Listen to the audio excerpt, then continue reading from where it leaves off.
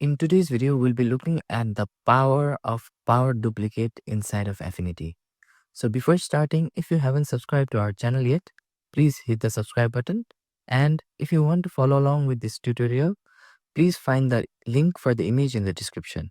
Now with that said, let's start the video. So the power duplicate feature inside of Affinity is one of the most essential and most widely used feature inside of Affinity. And the basic concept behind it is we can make different continuous copies of any objects inside of Affinity, whether that object is a photo object, such as a soccer ball you see in this canvas, whether it's an illustration object or any form of artwork or element inside of Affinity. So to apply the power duplicate, what we can do is, first of all, we can simply select on this soccer ball image that we have in our canvas. And now let's make a copy of this soccer ball image or soccer ball layer. So to make a copy, I'll be using the shortcut key of Command plus J as I'm using Mac. And if you're using Windows, you can use the shortcut key of Control plus J in order to make a duplicate or copy.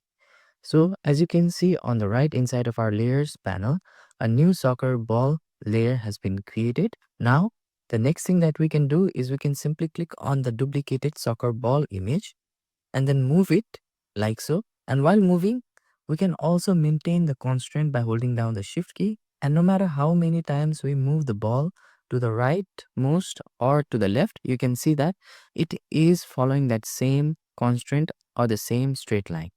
So now, after I'm satisfied with the position of the soccer ball, I'll simply let go of my mouse and the shift key. And the next thing that I'll be doing is I'll simply navigate to the right and click on the point. And by holding down the command key, and if you're using Windows, you can hold down the control key. We can simply click on the end point and then drag it in order to resize it with the reference to the center. As you can see, the anchor point is now in the center as soon as we use the shortcut key of Command, which is indicated by the cross here at the center of the soccer ball image. So after I'm satisfied, I can simply let go of my mouse as well as the Command key. Now, in order to follow along and follow the same properties of the resizing and positioning of the ball by duplicating it, all we can now do is use the same shortcut key of Command J in Mac and Control J in Windows. And one thing to note here, which is a very essential thing, is whenever we are performing this process of power duplication, do not select or apply any other features or apply or use any other tools in the middle of the process. So what it does is it will break that process and it will not remember what was the previous step that we have done. So right after resizing our ball, the next thing that I'll be doing is I'll be using the shortcut key of Command J in order to make a copy. And now you can see that it follows the same properties of resizing as well as the positional properties to make the copy of the soccer ball. And the resizing is done proportionally throughout the soccer ball, through which we have made several copies of. So this is how you can initially use the power duplication method inside of Affinity easily. Now next move on to our next document. So in our next document, I have an image of a dancer which has been maxed out. In the layers panel, if you see, so this is the dancer, which is the subject, and this is the background, that is the floor. And now what we want to do is we want to power duplicate this dancer by rotating her entirely. So in order to power duplicate her, all we can do is simply select the subject either from the layers panel or from the canvas itself. And after selecting the subject layer, what we will be doing now is we will first of all follow the similar pattern that we did in our first example of soccer ball. So we'll use the same measure shortcut key of Command J as I'm using Mac. And if you're using Windows, you can use the shortcut key of Control J to make a copy of that same subject layer.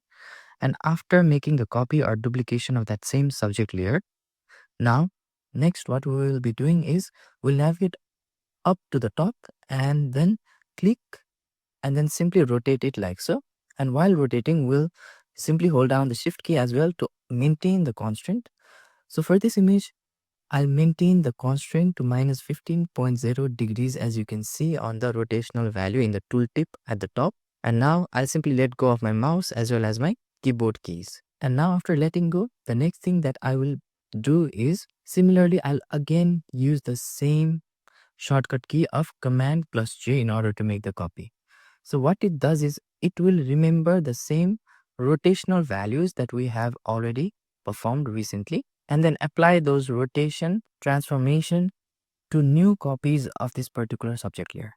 So I'll use the shortcut key of Command plus J, and if you're using Windows, you can use the shortcut key of Control plus J, and now you can see that we are successful in making multiple amazing duplication of the dancer, as you can see here in this particular image. So looking at other applications of power duplication, you can easily create many different patterns inside of your project. So I hope you get the concept of power duplication inside of Affinity. It's really simple and easy, and it can be performed simply with a main shortcut key of Command plus J or Control plus J. So if you find this video helpful, please click on the like button, and for more tips and tricks related to Affinity, hit the subscribe button. Thank you for watching this video, and see you on the next video.